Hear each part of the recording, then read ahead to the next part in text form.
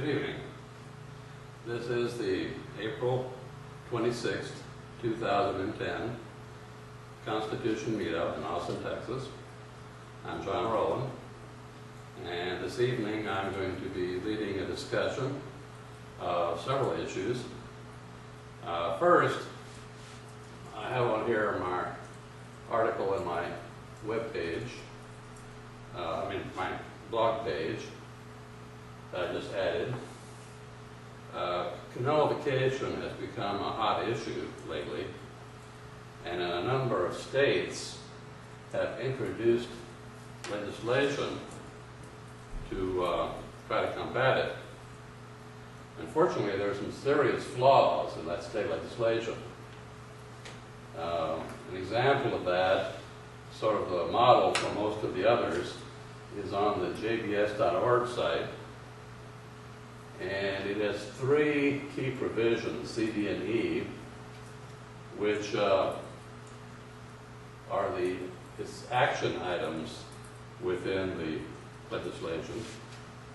C provides that if any official, agent, or employee of the United States government, or any employee of a corporation providing services to the United States government, that enforces or attempts to enforce an act, order, law, statute, rule, or regulation of the government of the United States in violation of this act shall be guilty of a felony, and upon conviction must be punished by a fine not exceeding $5,000 or a term of imprisonment not exceeding 5 years or both.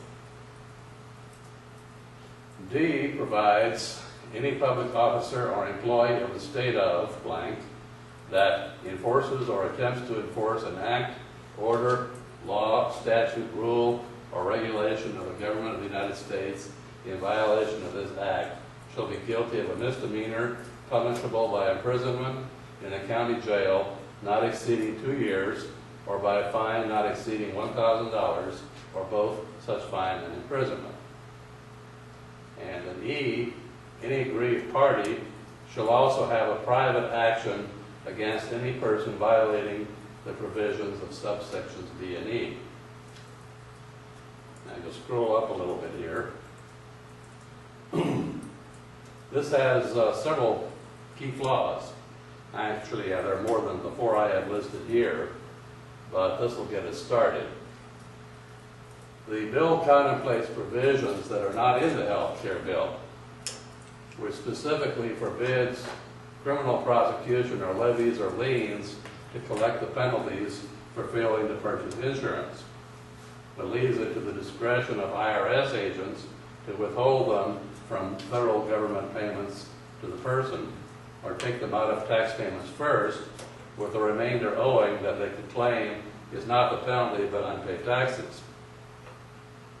Now, I should point out that back in the original legislation, it applied only to this health care bill.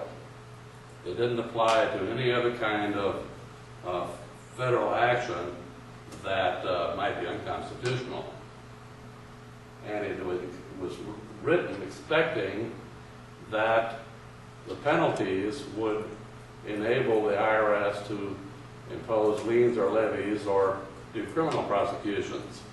And without those powers, it essentially puts, even if the state legislation were constitutional, it would put them out of reach of it, because it's what leaves is a discretion to take the money out of something else, and so that if they go after you criminally or with liens and levies, it's not for the penalties for failing to buy insurance, it's for something else. So they have managed to dodge that whole approach. So, it won't work to prosecute IRS agents for tax enforcement. The cases would just be removed to federal court and dismissed. But it would trigger federal prosecution of anyone attempting to force such a state statute for interfering with a federal agent. Now, a lot of people don't understand how removals work, and it's important for people to do so. If you file a case in state court against a federal agent or official, or for that matter, against anybody else, the other party can simply file a removal of that case into federal court. It's a very simple matter. He just simply takes the case, pays typically $350, files it in federal court, and leaves a notice to the state court, I have removed it to federal court. It doesn't require the consent of the state judge or the federal judge or anybody else. Any party to a state suit can remove it to federal court just by filing the paperwork and paying the fee. Once it's in federal court, it can take weeks or months for the federal court to get around to doing anything about it. Now, in order for it to stay in federal court, there has to be a federal cause of action claimed and validly claimed. So when you file it in federal court, you have to claim that there's a federal issue that puts it within the jurisdiction of the federal court. Now, if the case will first be heard not by the judge, but by his assistant, the magistrate. Now, typically, federal judges depend a lot on their magistrates, so you're really arguing before a magistrate, who is a kind of glorified court clerk. And the magistrate will typically be disposed to what's called remand the case back to state court. They're not going to want to deal with it, especially if they have a lot of other cases on their docket. So unless he thinks it's really important and makes a really strong case for belonging in federal court, it's going to be sent back to state court. But this could take months or even years before they get around to it. Now, of course, in the meantime, you're arguing it in federal court, which is typically in a different city. You're having to deal with extra expenses. The party that removed it to federal court is arguing for why it should be dismissed in federal court. The opposing party is typically going to be arguing for why it shouldn't have been removed to federal court at all, why it should not be dismissed. So it's really sort of being tried in federal court just before judges. The jury is not involved at that point. Now, classic examples of this is when someone sues a federal agent or official. The federal agent or official will almost invariably remove the case to federal court, claiming that he was on the job, that he was doing his duty at the time of the action alleged. So, for example, if a federal agent murders somebody, maybe it's his ex-wife or, his neighbor across the street, or could be anybody for any reason, if he claims that he was on the job when he did it, the judge will typically dismiss it, not just remand it back to state court. He'll dismiss it, which means it's dead. You can't bring it up again in state court. So, for example, when Lon Horiuchi, the sniper in the Ruby Ridge case, killed the kid and the wife, well, he killed the wife. We don't know who killed the kid. The county district attorney in that Montana county, or that Idaho county, filed criminal charges on him. He was removed to federal court and dismissed on the grounds that Horiuchi was on duty at the time. Now, what that is saying, in effect, is that if a federal agent or official commits a crime, he can only be prosecuted in federal court by a federal prosecutor. There is a Supreme Court case that has just, it didn't rule on that point in particular, but it, in dictum, or commentary on the opinion, expressed the opinion that amounts to saying that only federal government employees can be allowed to bring a case before a federal grand jury or to prosecute it in court. It used to be that any individual could take a case to a grand jury, and if the grand jury returned an indictment to him, that made him the prosecutor. But along the way, government, both state and national and federal, have taken the position that they don't want private parties prosecuting anybody criminally. So about the only way you can get somebody other than a U.S. attorney to prosecute a criminal case in federal court is for Congress to pass a special act appointing a special prosecutor. This was done, for example, in the impeachment of Richard Nixon, and then again in the impeachment of Bill Clinton. And now, if you recall, the appointment of the special prosecutor for Richard Nixon resulted in Nixon ordering that he be fired. That was Archibald Cobbs.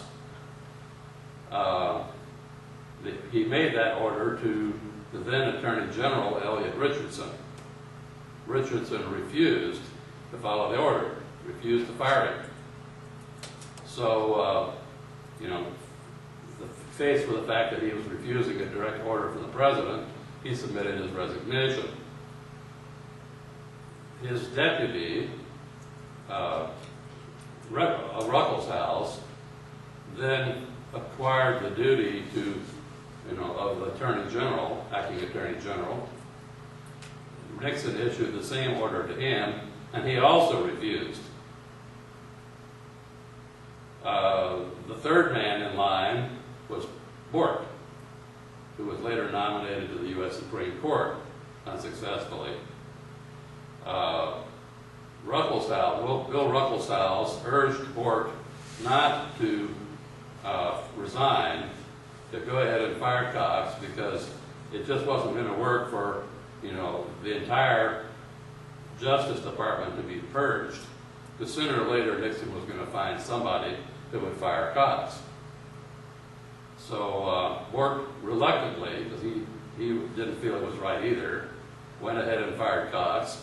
There was another special prosecutor was appointed, and he proceeded with the impeachment of Nixon.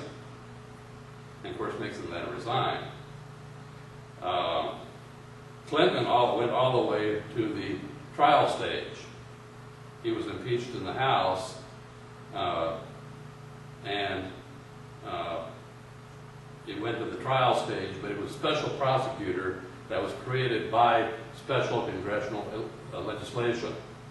It was not a private, he was technically a private citizen, but he was appointed under this special legislation.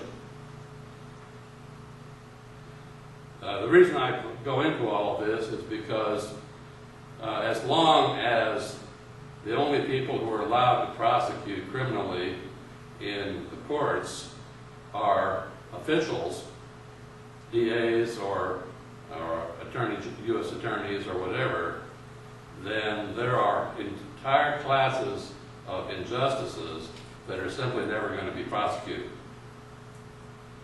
Our entire justice system was set up on the presumption that ordinary citizens should be able to go to court, file an indictment, have it returned to them, which making them a prosecutor, so they could prosecute a case in court, criminally, not just civilly. And the removal of that remedy has been a major deviation from constitutional compliance, one that is not well understood by most citizens. So it's important that we understand it and spread the word to the public generally, because this is a reform that needs to be made. Now, there is a federal statute making it a felony to interfere with the execution of the duties of any federal agent. This is unconstitutional on state territory. It wouldn't be unconstitutional on federal territory like the District of Columbia, but there is no provision in the Constitution that authorizes such legislation. The alleged authority is the Commerce Clause. The federal government argues that interfering in the duties of a federal officer or agent is having a substantial effect on interstate commerce. And you'll find this theme over and over again whenever we get into a lot of federal legislation. They justify it as having a substantial effect on interstate commerce. And all of that comes from one court case, Wickard v. Filburn in 1942, which prosecuted a farmer for eating his own corn that was subject to wage and production controls. If he had destroyed it and bought the corn from a neighbor, he would have been okay. But the court ruled that this had a substantial effect on interstate commerce, and therefore the criminal prosecution was valid. Now, the original meaning of regulate, the power to regulate, was only the power to make regular. It did not imply a power to impose criminal penalties. The original powers to regulate were enforceable only by fines and forfeitures of property. You couldn't go to jail for violating a regulation of any kind. The first break in this was in 1884, when a small provision was inserted into the Interstate Commerce Act, making it a misdemeanor offense to ship tainted meat. That provision was upheld just incidentally as unimportant by the Supreme Court, but on the basis of that, they erected a huge edifice of criminal legislation under the alleged guise of regulating interstate commerce. So it only takes a few words buried in an opinion somewhere, which were probably not really thought through when they were written, and the feds can build an entire array of legislation on it, and have been. So it's very important when one is litigating to make sure you don't provide the judges any language that could be interpreted in that way, because they're liable to do it casually and without thinking, and thereby opening the door.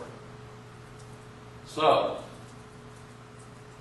there's a statute making it a felony to interfere with a federal agent. Well, obviously, if a state official were to try to arrest an IRS agent or any other federal agent for trying to enforce anything, the feds would not only not go along with it, they would arrest the state official trying to make that arrest and charge him with a felony. 10 years, $10,000 fine for each count, which could be enough counts to put him in prison for life. Not too many state officials or agents are going to be willing to incur that kind of risk. So, not only that, but the territorial jurisdiction of the state is within the boundaries of the state. The IRS can levy and seize your property from outside the state. It used to be that banks didn't have multi-state branches. So if they wanted to levy on your bank account, they'd have to go into the state in which the bank was located to levy on that account.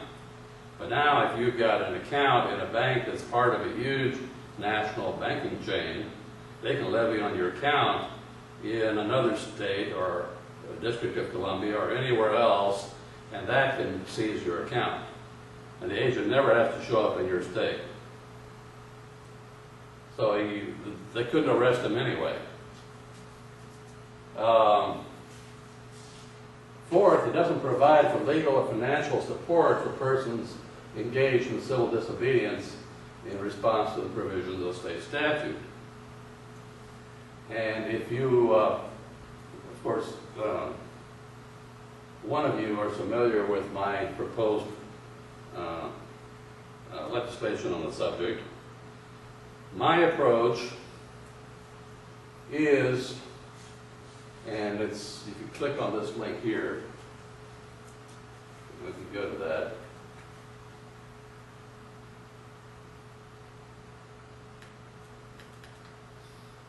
And click on this one, the first one.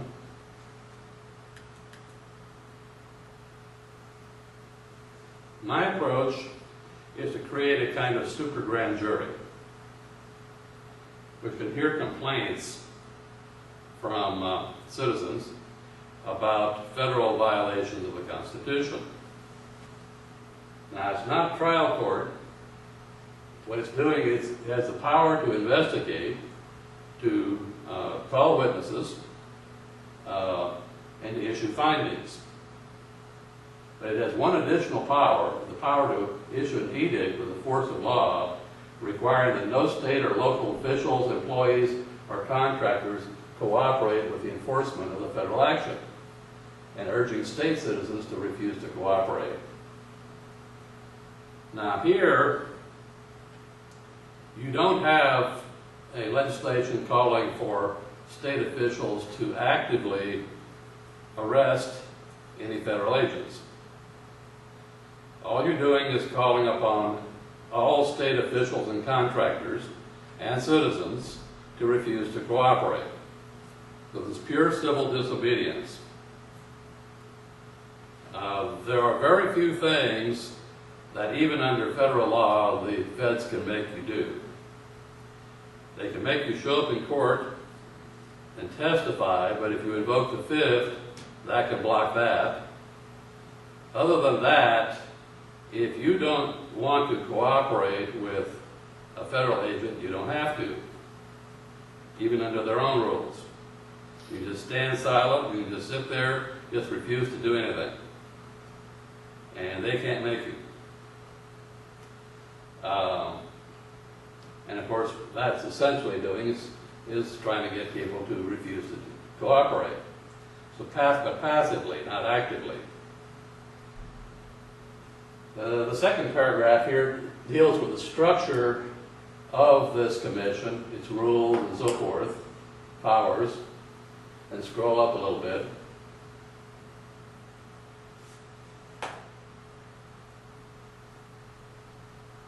The only penalties are firing state employees or agents. In other words, you can't, if you try to make it a crime to cooperate, the feds would undoubtedly challenge the constitutionality of it and strike it down. But they can't force the state or local government to employ anyone, so they can fire their own employees or contractors as the way of penalizing them for cooperating. So again, civil disobedience. And then 4, finally, it provides for funding for legal and financial support of state citizens and officials who refuse to cooperate with unconstitutional federal statutes, regulations, or decisions, with the intention to obtain judicial decisions that support the unconstitutionality of the federal actions. Now, a person might think, well, can't the state just, or the state attorney general, just go to federal court and represent the citizen? No, he can't. There was a 1923 case Massachusetts v. Mellon, where Massachusetts tried to represent a citizen, and the Supreme Court held the state may not appear in federal court. It was called in parens patriae. In other words, in the position of a parent representing a child, or in this case, a state representing one of its citizens. They held essentially that the individual, the citizen, had to appear in federal court by himself or with his own lawyer, not with a lawyer provided by the state, at least not directly. But there is nothing to prevent the state from paying for a lawyer, private lawyer, to represent the citizen, as long as he's not a state official representing the state. So that's the way to work around that.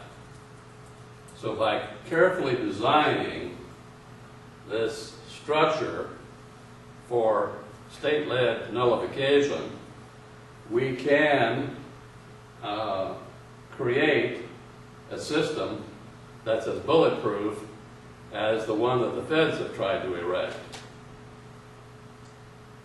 Really, it's almost impossible to litigate successfully against what the feds have enacted, but it's also almost impossible to litigate against what this is a proposal for the states to enact. They're both going to be stuck if they try to go to court. But states can lead the effort statewide to get people to refuse to cooperate. Now, there's still plenty that the feds can do without ever having a jury trial. But at some point, especially for something like criminal penalties, they're going to have a trial in which the defendant has a right to a jury.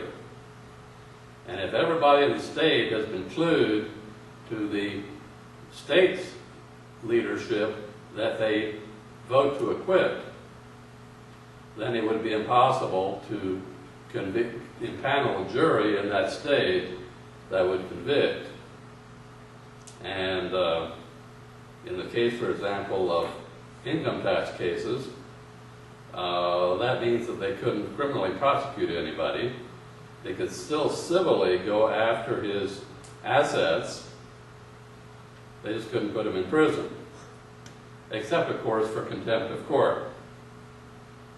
That's still a problem if they, let's say, assess you for, $10 million, and you've never seen more than $10,000 in your entire life. They can still say, well, you owe us taxes on $10 million. We don't care if you didn't make that much. The agent has decided you owe it, and that's the way it's going to be. And if you don't pay it, we're going to throw you in prison for contempt of court.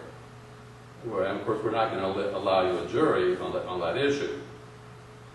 So there's still a way that they can do it, but it does make it a little more difficult. And of course, what I'm proposing here is that if all else fails and you go to prison, the state is going to take care of your family, your children, put them through school, accumulate wages for you while you're away, and generally leave you so that if and when you get out, you're whole. So this would put the state and the feds in direct opposition. Now, obviously, the state couldn't afford to do this for hundreds of thousands of people. On the other hand, before they got to that point, probably just a few thousand, it would soon get to the point where the feds would probably stop trying to enforce this legislation, their legislation in that state. It just wouldn't be worth it. It would be costing them, hundreds of thousands of times more than it was worth. And they're governed by the bottom line too. They tend not to prosecute cases unless they can make money at it. So it would come down to be a matter of whether the feds or the state would be willing to spend the most money. So it would be a battle of wills, and if enough states went along with the first state to do this, we had 15, 20 states doing it, it would become totally unenforceable. The federal effort would just collapse. So this is what is meant by nullification. Nullification is civil disobedience. But the difference here is that this would be state-led civil disobedience, where it's being organized and led at the state level for all the citizens of the state. Very few people are courageous enough to stand alone against Leviathan. But if they've got a little Leviathan backing them, they may be a little more encouraged to do that. They have the support of their friends and neighbors, their fellow state citizens, and they're likely to just tell the feds, you know, go to hell. And that is the idea. So, backing out of this, backing to, you know, hit the backup key. So we go back to my blog page. One more. Okay. I've been arguing, this is why the reason for this paragraph here, with a lot of people who think that the proposed model legislation is cool, but none of those people are able to argue in the way that I just did here, in a very, really simplistic way, about what happens if you do this and they do that, that you do this and they do that, and so forth. There's several moves. They imagine that they're playing a game with only a few pieces on a small board, with only a couple of moves to victory. And that's not the situation we're in. This is far more complex than games like chess or Go. It involves the equivalent of thousands of pieces on millions of squares against thousands of opponents with largely unknown rules and without being able to see most of the board. For every move, you have to anticipate every counter move and plan your next move after each. And if you're going to play, you better learn to play well. Because if you make a single wrong move, it can ruin everything for the cause of freedom. In the next paragraph, we get into the case being prosecuted currently, at last count, I think, 13 state attorney generals. And it is also seriously flawed. They're trying to challenge the constitutionality of just the health care bill, but they're dancing around the problem that the only arguments that really have merit would also challenge Social Security, Medicare, Medicaid, and most other federal programs. What they're trying to do is to pick and choose which federal programs they're going to take on. But it doesn't really work. And we have all these court precedents that they're up against. The Supreme Court is not, in general, going to want to overturn a lot of court precedents. They might overturn just one, but once you build others on that, and more and more cases build on it, every one of them is itself a new precedent. So it's not just the first one that you have to overturn. So at that point, about the only way you're going to overturn that bunch of precedents is to amend the Constitution. Which is why I have a proposal to amend the Constitution. Actually, a whole bunch of proposals, but they're all in one document.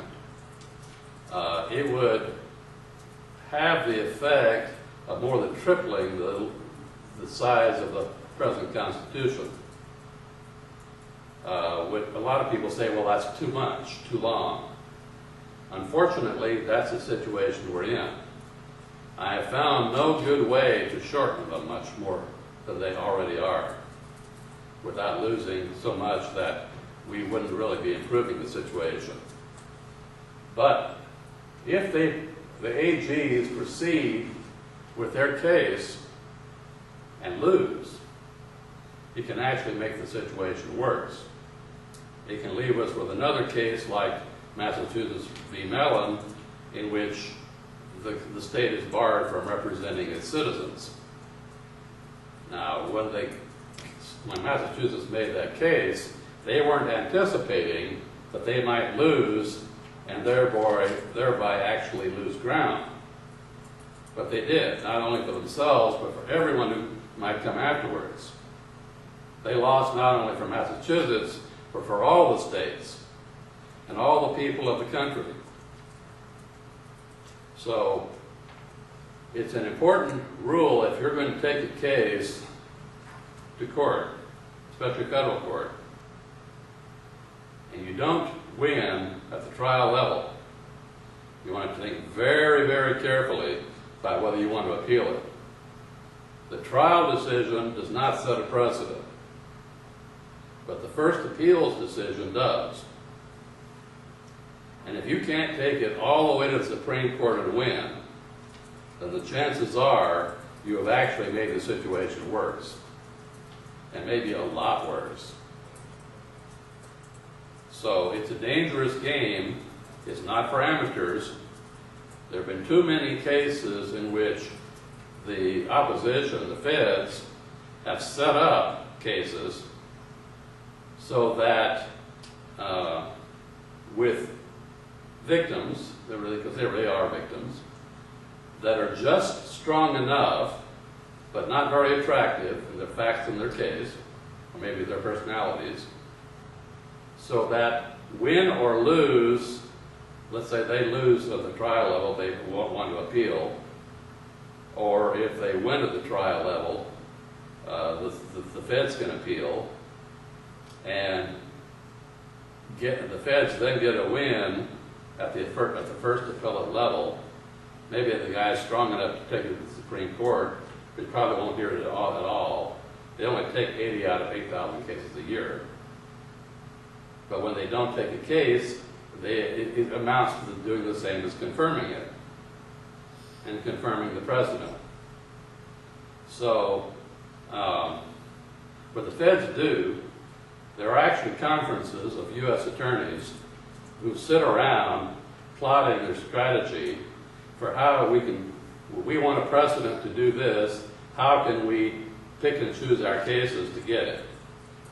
So it's just like climbing a mountain, say, okay, how can we get to this step, and to that step, and to that step, and to that step?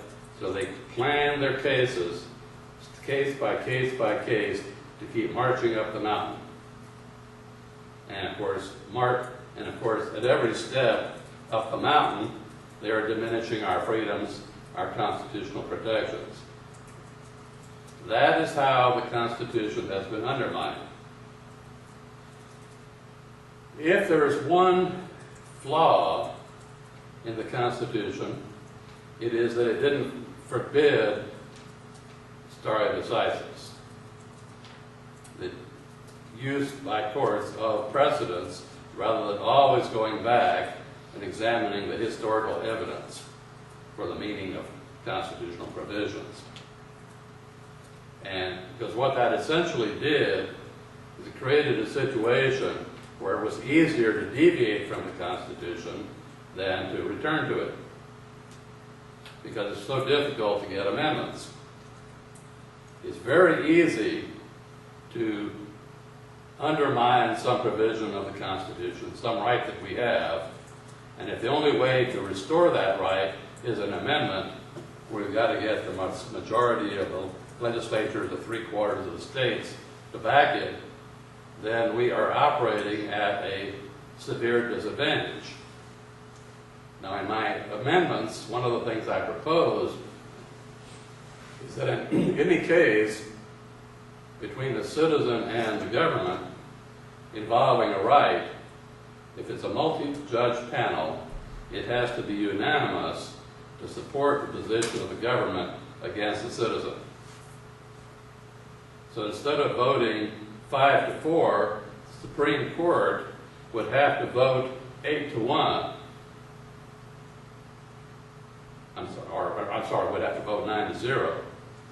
Because if even one justice supported the position of the individual against the government, the individual would win. It's sort of the same principle as requiring juries to be unanimous in criminal cases. You want all 12 jurors to agree that the defendant is guilty. Well, where constitutional rights are involved, we want to have the same standard. All 9 justices of the Supreme Court, if there are 9 of them, have to agree on the government's position. And if even one of them doesn't, the individual wins. And if we had rules like that, that would shift the balance back away from government encroachment and in favor of rights. But these are the kind of things that most reformers don't think about. As far as I know, I'm the only one who has thought about a lot of these things. So if the next heart attack takes me, there may not be anybody to carry this on. So I'm looking for successors. I want disciples who are going to go out there and carry the ball in case I'm no longer able to do so. And if I can watch you from wherever I'm going, I will be. I don't know if I'll be able to, or even if I'm going to want to, but if I can, I'm going to watch you. And I mean, if you're not doing your, carrying on,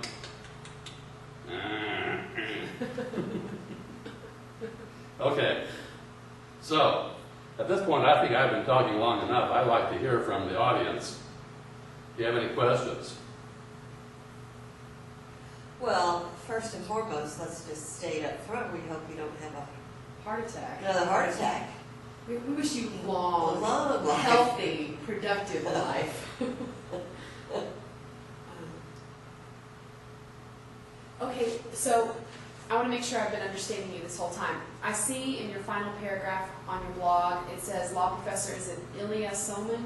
Yeah. Doesn't see legal action succeeding against healthcare, however he shows how it might succeed. So is this person saying that it's possible that the cases that AGs are pushing forward might not make it worse, even though you said it will make it worse if they fail? No, he's arguing for redrafting their litigation. Ah, okay, He's telling them to go back to the drawing board and start over from scratch, okay. which is what I'm telling them to do. And so Which is what I would do if I were elected Attorney General. where did you find their dissertations or writings on this issue? Did you get them from a certain journal or a certain website that we could look to for constant information? I know both of these guys, so I follow their work, Okay. especially Randy Barnett. I mean, we're in frequent contact with each other. Okay. So, generally speaking, most of the leading constitutional scholars are acquaintances of mine. That doesn't necessarily mean that they agree with me. Right. A lot of them strongly disagree with me. But I have managed over the years to earn at least their grudging respect. Nobody else has a website like Constitution.org. Right.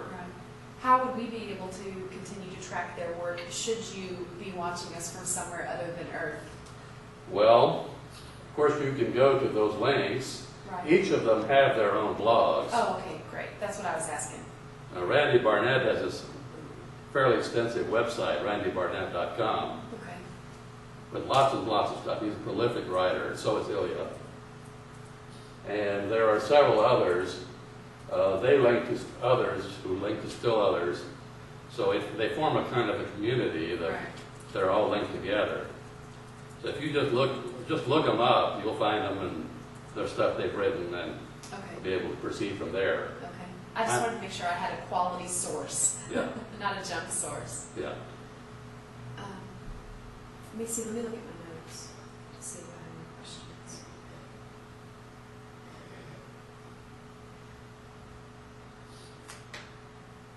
The model nullification legislation that JBS has, who composed it for them? I'm not sure, but it seemed to be basically based on the first such efforts that were, I think, composed in Oregon. When you say first such efforts, like first efforts historically in No, it's just in the or last just in the last year? last year, yeah. Okay. I had heard someone say at a rally that historically nullification is a failure. Do you agree with that? Yeah, although part of the reason for that has been that it was never really structured properly. So, okay. The first call for it, in a broad, general way, was by Thomas Jefferson in the Kentucky Resolutions of 1798, which of course is also on Constitution.org. He proposed the draft, which was modified slightly and then adopted basically unanimously by the Kentucky legislature at the time. Now that was in response to the Alien and Sedition Acts. There were several acts of both, so they were just lumped together as, as a group. Their main concern was actually the Sedition Act. And this Huttery indictment, that's kind of referenced here below, is an indictment for seditious conspiracy. And all of the arguments that Jefferson and Madison used against the Sedition Acts apply to that legislation. Except that in the intervening years, what has happened is Wickard v. Filburn. So they're basing it all on Wickard v. Filburn. I saw you presented papers at a rally saying Wickard v. Filburn was government by indirection. Can you clarify that a little? Yeah. A lot of people imagine that everything the federal government, or for that matter state government, does that's in violation of the Constitution is represented by some kind of either statutory provision or court ruling that could be attacked in court.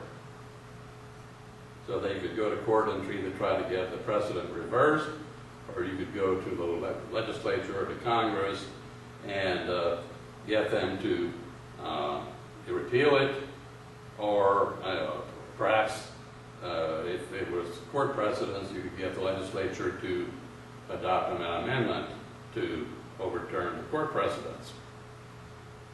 But what we have seen increasingly, and this is not a new thing, it actually goes back hundreds, if not thousands of years, is the use by government of indirect methods of getting people to do things that would be clearly unlawful if they were done by government officials or agents. But inducing people to do it for government officials without them directly mandating it or forbidding anything. So, for example, I'm reading a book now, a biography of Jon Lilburn, called Freeborn John. Jon Lilburn is the main author of most of our rights that are in our Bill of Rights and Constitution. He developed them during the English Civil War of 1645 to 49. He was a leading figure during that time. Now, he wasn't the only one who did this. He had plenty of followers, including some very intelligent ones. And he was spending a lot of that time in prison. So he was having to do things from prison and having his followers, taking his lead and developing it further outside of prison, such as printing everything he wrote. And one of the key disciples was his wife Elizabeth, who it was said by others was the most beautiful woman in England, and who was said by Lilburn himself to be the equal of any man. So Freeborn John was, so you might say, an early feminist, if you care about such things. We can only imagine what would have happened if he had succeeded Cromwell as a protector of England, because probably there would have been no need for a United States. The victory that the United States won against Britain in the Revolutionary War would have been won in England by Jon Lilburn. And we would have had a written constitution then. He was already drafting such things. And it would probably have been a little bit rougher, but it would have eventually included most of the same stuff. But he was agitating for things like freedom of religion, equal suffrage, all kinds of stuff. That later the United States established. Now, when you say there wouldn't have been a need for a United States Constitution, are you saying that England would have been to the point of freedom that people would not have felt the need to leave? Or are you saying that the people who would have gone to America because they were adventurous would already have lived under the freedom even though they were under England's hand? Yeah, and not only that, but it would have been a constitution and a legacy that would not have raised issues like no taxation without representation. Okay. A Lilburn-led revolution would have undoubtedly put the colonies on an equal basis with England, so that it would be just basically one big global nation, all sending members to Parliament, or whatever Parliament might be called. So there would have been no need for a revolution because they wouldn't have anything to revolt against. Well, of course, it's possible that things might have reverted after Lilburn, but if Lilburn and his followers had become established, they would have brought the vote to ordinary Englishmen, and probably also to women. And after that, it would have been a very, very different political landscape. In fact, I started writing a science fiction story on the subject. It's one of these parallel history stories, in which I try to anticipate what would have happened if Lilburn had succeeded Cromwell. And what I come to is that there would have been no French Revolution as we know it. Or at least there would have been a revolution, but it would have been a peaceful one, which replaced France with a Commonwealth, then the rest of Europe with a Commonwealth, what would eventually all unite, and it would have become a very different world, not just a very different England or its colonies. Wouldn't have had a World War I or a World War II or any of the rest of that, or Cold War. And in fact, I would predict that we would already be exploring the stars. That it would have advanced science and technology by a couple of hundred years. By their united Yeah. thinking. Can you explain for people watching this as well as me, these attorney generals, the 13 attorney generals, what are the steps they're taking, and what will it take each step of the way for them to reach the Supreme Court? So for people who don't understand how the system works. Yeah. They first have to, what they're doing is they're filing, actually in the D.C. court, which has first claim on jurisdiction for state actions against the federal government. Okay. If it was just one state, they would probably file in local federal district court. Right. But since there are multiple states all joining together, they go directly to the D.C. court. And what's the official name of the DC court? The federal court for the District of Columbia. Okay. And then from there, it would go to the Supreme Court. So immediately, so it's a two-step process. versus if you were just filing a case yourself for whatever reason against the government, you would probably move up through smaller courts and take Yeah. many steps. Then it would be a three-step process.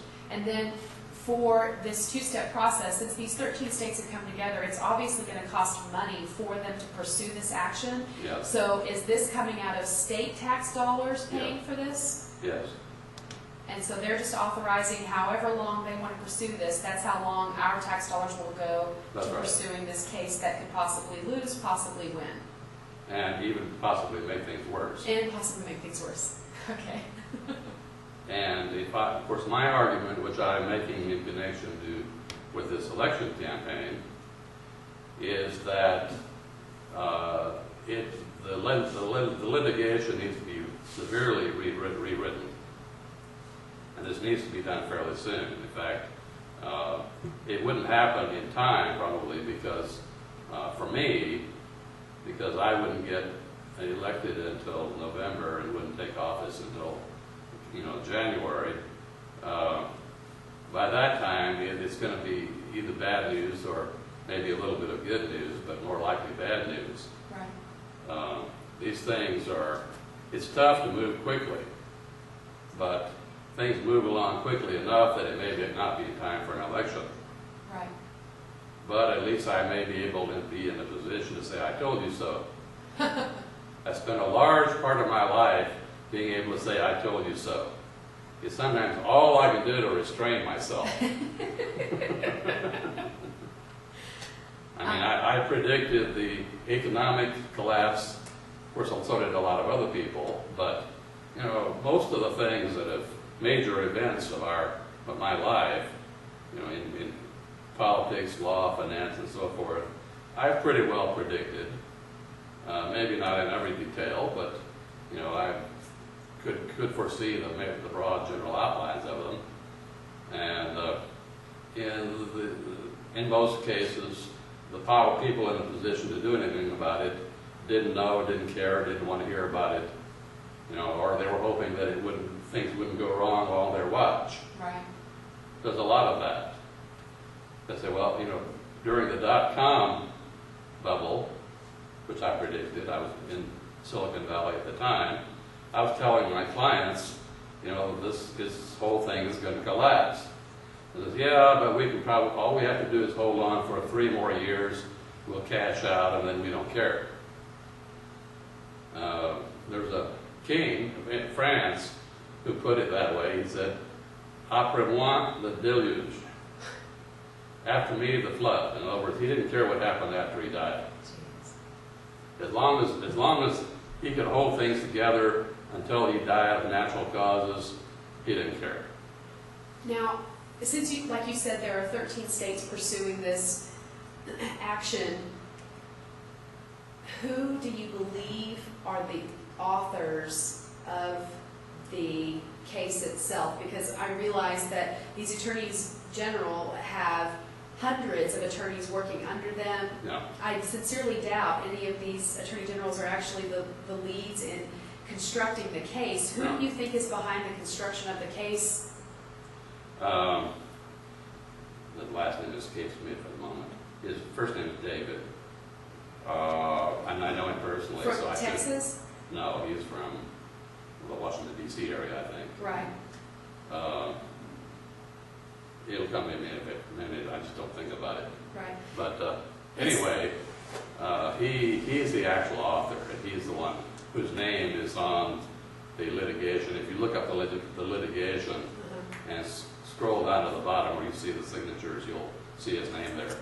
And am I understanding correctly that with them pursuing this action, is it going to be then the Attorney General of the United States who will be working on the federal government's behalf in the D.C. court, or will it be someone else under the federal executive branch or the judicial branch? Well, the one who would probably appear in court would be the Solicitor General or Deputy Solicitor General. Okay. And can you tell us who that is? I hate to put you on the spot, but just trying to educate everybody. You want me to Google it? You can Google it. It'll come to me in a minute, but my blood pressure is real low right now, so it's hard for me to recall some things. Okay. Do you need to go? Okay. You don't have any questions? You got it? John, I think that's all the questions I have at the moment. Okay. Are there any questions you think I should be asking that I'm just completely missing? There are probably a few.